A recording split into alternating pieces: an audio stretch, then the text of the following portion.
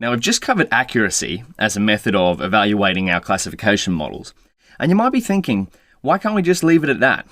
Well, as we start to go through these other metrics here, you'll start to understand why it might be important to get a few more different evaluation metrics on the board rather than just accuracy. In my case, when I was first learning how to build classification models, I would always think, yeah, just higher accuracy is better, right? And then slowly after looking at different examples, I started to realize, okay, now I see the value of using other metrics like these. But let's not talk about it. Let's see it in action. The next one we're going to cover is the area under the receiver operating, so area under the receiver operating characteristic curve. The beautiful thing is it's also known as AUC, so area under curve, or ROC, so receiver operating characteristic. So let's do this. ROC curve. So these are the two things you'll look out for. Area under curve or ROC curve. Maybe we'll put it here. AUC or ROC curve. Beautiful. So if you hear someone talking about AUC or ROC or ROC or something like that, they're probably talking about this metric here. Now, what does a ROC curve measure? Well, by formal definition, a ROC curve is a comparison of a model's true positive rate, aka TPR, versus a model's false positive rate. Let's write that down here. Are a comparison of a model's true positive rate, which is also known as TPR, versus a model's false positive rate, which is also known as FPR. Now you might be wondering, okay, what is a true positive and what is a false positive? Well, let's have a look here. A true positive equals model predicts 1 when truth is 1. Does that make sense? So in our case, if we have a look up here, if our targets are 1 or 0, a true positive is when our model predicts a 1, the real label is a 1.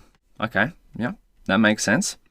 So if we go here, a false positive is model predicts 1 when truth is 0. So why is it called false positive? Well, it's because it's predicting 1, so aka the positive class has heart disease, when the truth is actually 0. So it's giving us a false positive sense that a person may have heart disease in our particular case for our heart disease classification problem. And then if we go here, a true negative equals model predicts 0 when truth is 0. So that makes sense. So that's predicting the model is getting the right prediction there. It's predicting someone doesn't have heart disease when they actually don't. That's great. And then a false negative equals model predicts, what do you think this one will be? False negative. If we look at false positive, a false negative is when model predicts 0 when truth is 1. So that's because it's predicting not heart disease when it actually is heart disease. Right, so now we know these, we can see that a ROC curve is a comparison of a model's true positive rate, TPR, versus, typos everywhere here, Daniel, come on, versus a model's false positive rate, or FPR. So now we know this, let's see it in action. So we can do this using scikit-learn's metrics library. We're going to import ROC curve. So see how I was saying, ROC curve, ROC curve, and then we're going to make predictions with probabilities. And how can we make predictions with probabilities? We saw this in making predictions. We can do that with yprobs equals clf.predictproba for probability. We're going to make some predictions on the X test data. Now, I just want to make sure, maybe we do that, we create X test, just to make sure it's the right X test data. X test, etc. So we want to go here, X train, X test, Y train, Y test equals train test split, X, Y. Test size equals 0.2. Wonderful. And so now we can do that there. Because a ROC curve is a comparison of a model's true positive rate versus a model's false positive rate, we want to only keep the positive classes. So actually, let's see what yprobs looks like. Yprobs, why hasn't this worked? What do we got here? This random forest classified is not fitted yet. Call fit. Ah, that would make sense. So we want fit the classifier. Of course, you can't make predictions without fitting them, without the model learning any patterns. So we're going to fit it here, then we'll make some predictions, and we'll have a look at this. Maybe only the first 10, so we're not taking up heaps of space. Okay, beautiful. And so because ROC curve only is a comparison of a model's true positive rate versus a false positive rate, we only want probabilities that the model has predicted for the positive class. So if you imagine here, our model's trying to predict 0 or 1. This is the probability that the label is 0. And this is the probability that the label is 1, and so on for all of these samples until it finishes up. So there's going to be however many are in the test set here.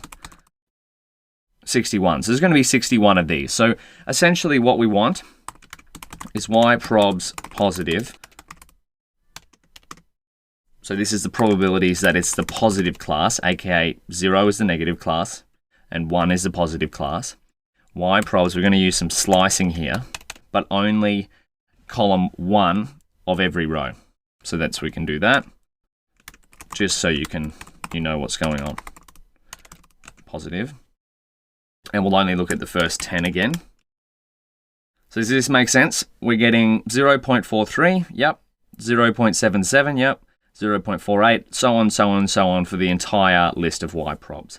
And now we can calculate FPR, TPR, and thresholds.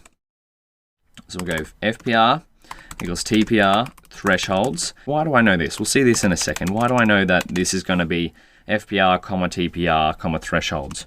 We got ROC curve. We're going to pass it y-test and yprobs positive. Now, how would you figure out what ROC curve returns in this case?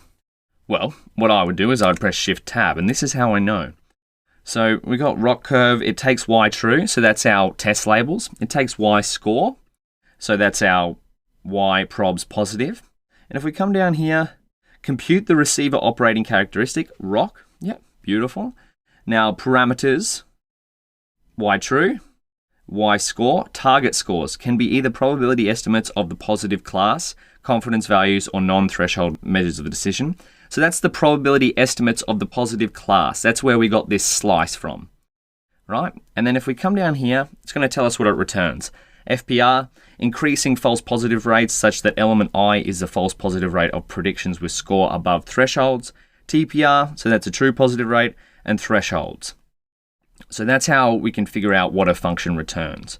And again, that's just viewing the doc string in a Jupyter notebook. You can always look at the documentation for this. If you wanted to do so, you might look up something like how to calculate ROC curve for scikit-learn. So then we're going to check the false positive rates. FPR, beautiful. So that's giving us a big array. But looking at these on its own doesn't really make much sense. It's much easier to see it visually.